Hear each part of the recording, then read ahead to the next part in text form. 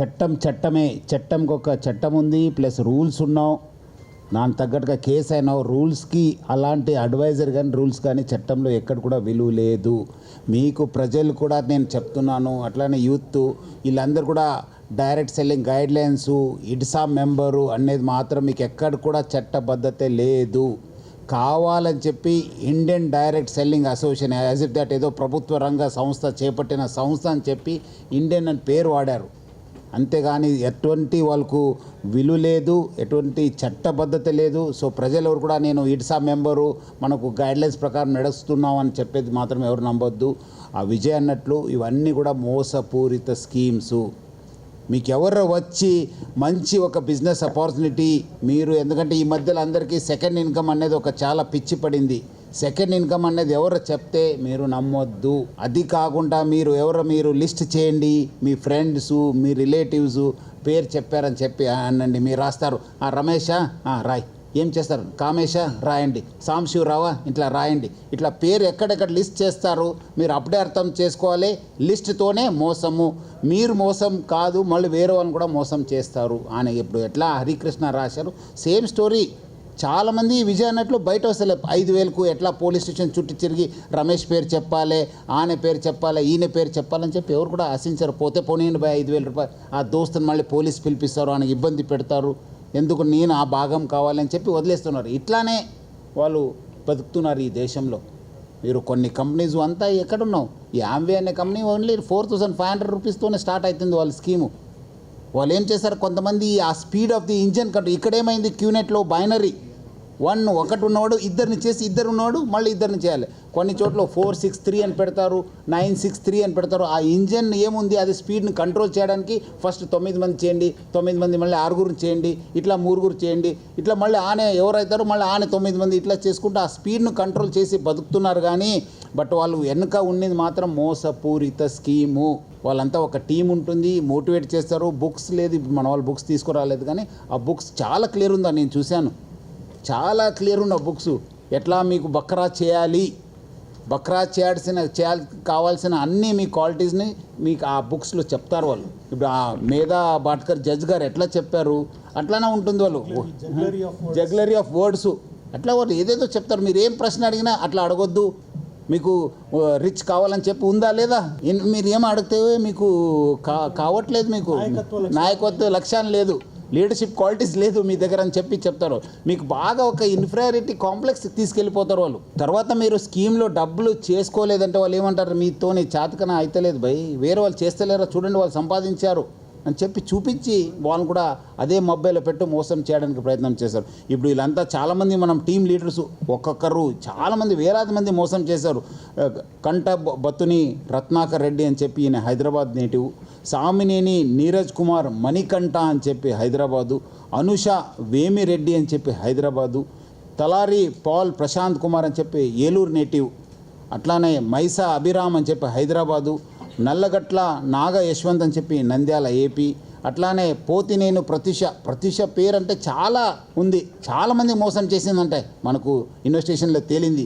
ఆమె నంద్యాల నేటివ్, పోతినేని ప్రత్యూష అని చెప్పి, రేవంత్ మాపక్షి హైదరాబాదు, ఆయన కూడా ఒక పెద్ద గ్రూప్ లీడరు, అట్లనే దొడ్డ కిషన్ కుమార్ రెడ్డి హైదరాబాదు, సామినేని నరసింహారావు హైదరాబాదు, సంధ్య భవానీ హైదరాబాదు, మణిశంకర్ అని చెప్పి is also native of Hyderabad, Bhuvanagiri Pratyusha అని చెప్పి బెల్లంపల్లి నేటివ్, అట్లానే బిహారీ మాధురి అని చెప్పి హైదరాబాద్ నేటివ్, ప్లస్ ఇక్కడ సునందిని మేది అని చెప్పి హైదరాబాద్ నేటివ్. సో వీళ్ళు మెయిన్ లీడర్సు.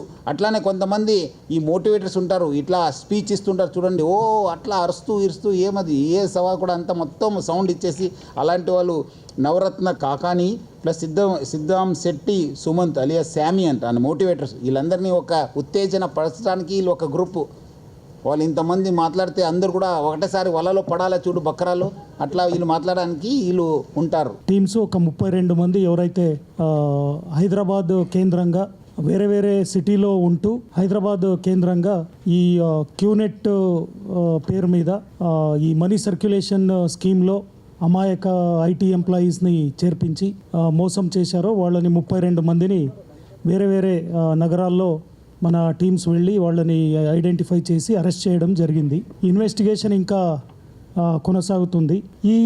ఇంతకుముందు చెప్పినట్టు ఈ క్యూనెట్ అనేది 1998లో విజయ్ ఈశ్వరన్ అండ్ బిస్మార్క్ అనే ఇద్దరు వ్యక్తులు హాంకాంగ్కి సంబంధించిన వ్యక్తులు గోల్డ్ క్వెస్ట్ అని షురూ చేసి తర్వాత క్వెస్ట్ నెట్ అని పెట్టి అది 2002లో ఇండియాకి ప్రవేశపెట్టింది అని హిస్టరీలో మనకు తెలుస్తుంది. తర్వాత దాన్ని క్యూనెట్ అని పేరు మార్చి అది ఒక బ్రాండ్ నేమ్గా పెట్టి Vihaan direct selling India private limited అనే ఒక కంపెనీని ఫ్లోట్ చేసి ఈ కంపెనీ క్యూనెట్ అనే ఇంటర్నేషనల్ బ్రాండ్తో ఇండియాలో అసోసియేట్ అయి ఉంది అని ఆ Vihaan direct selling India private limited అనే కంపెనీ పేరు మీద ఈ క్యూనెట్ ఈ వ్యవహారాన్ని నడిపిస్తున్నారు.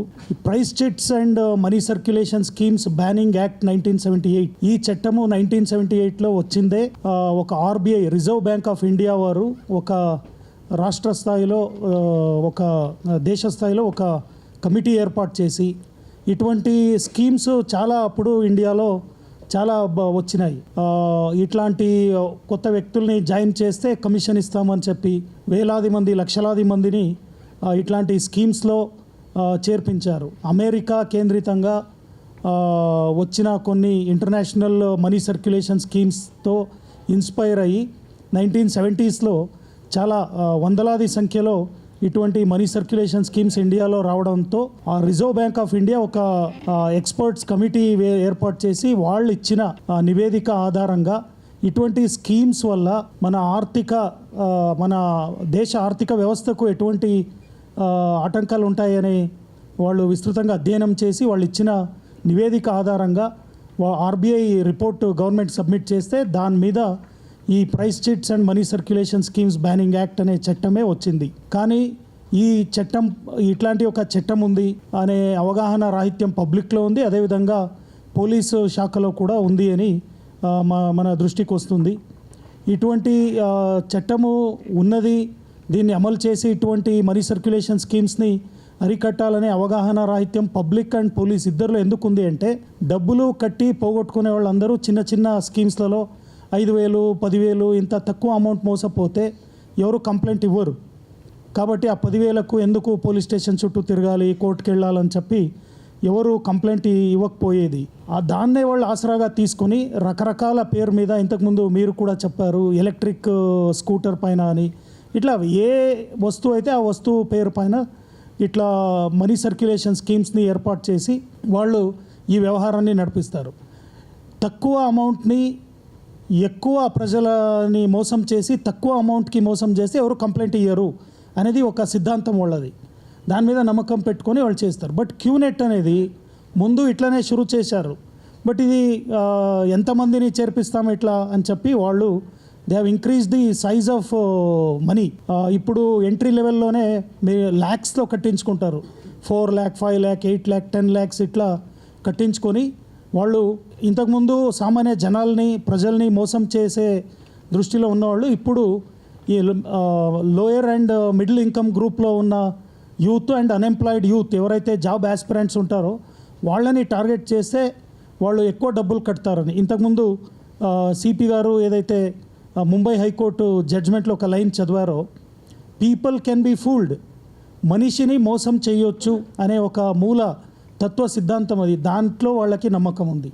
ఒక మనిషిని మోసం చేయొచ్చు అనే దానిపైన వాళ్ళు నమ్మకం పెట్టుకొని అట్లాంటి నమ్మకం ఉన్న వ్యక్తులు, అట్లాంటి ఒక నిజాన్ని గ్రహించిన వ్యక్తులు దాన్ని అమల్లోకి తీసుకురావాలని రకరకాల బుక్స్ రాసి పర్సనాలిటీ డెవలప్మెంటు అది ఇది మీరు ఎట్లా తొందరగా మీరు తక్కువ శ్రమంతో మీరు ఎట్లా ధనికులు అవ్వచ్చు అని ఇట్లా రకరకాల బుక్స్ రాసి ఆ బుక్స్ అన్నీ వీళ్ళు ఇట్లాంటి ట్రైనింగ్కి వాడుకొని ఇట్లా అమాయక ప్రజల్ని మోసం చేస్తున్నారు. ఈ డైరెక్ట్ సెల్లింగ్ గైడ్లైన్స్ అని వీళ్ళు ఏదైతే ఈ money circulation schemes banning act 1978 ఏదైతే ఉందో ఈ చట్టాన్ని ఏదో ఒక విధంగా దెబ్బతీయాలి అనే ఉద్దేశంతో వీళ్ళందరూ లాబీగా ఏర్పాటయ్యి ఒక అసోసియేషన్ పెట్టుకొని ఇండియన్ డైరెక్ట్ సెల్లర్స్ అసోసియేషన్ అని పెట్టుకొని వాళ్ళలో చాలామంది వాళ్లకు అన్ని ఇట్లా మనీ సర్క్యులేషన్ స్కీమ్స్ ద్వారా వచ్చే ఈజీ మనీని వేలాది కోట్లలో సంపాదిస్తారు. కాబట్టి వాళ్ళు పెద్ద స్థాయిలో లాబీ చేసి ఈ ఇండియా డైరెక్ట్ సెల్లింగ్ గైడ్లైన్స్ అనేది దేశ స్థాయిలో, తర్వాత అదేవిధంగా చాలా రాష్ట్ర ప్రభుత్వాల ద్వారా ఈ డైరెక్ట్ సెల్లింగ్ గైడ్లైన్స్ని వాళ్ళు జారీ చేపించి డైరెక్ట్ సెల్లింగ్ అనే ఒక ముసుగుతో వాళ్ళు మనీ సర్క్యులేషన్ స్కీమ్స్ని నడిపిస్తున్నారు. Please subscribe to the channel and download the Politicos app from the links in the description.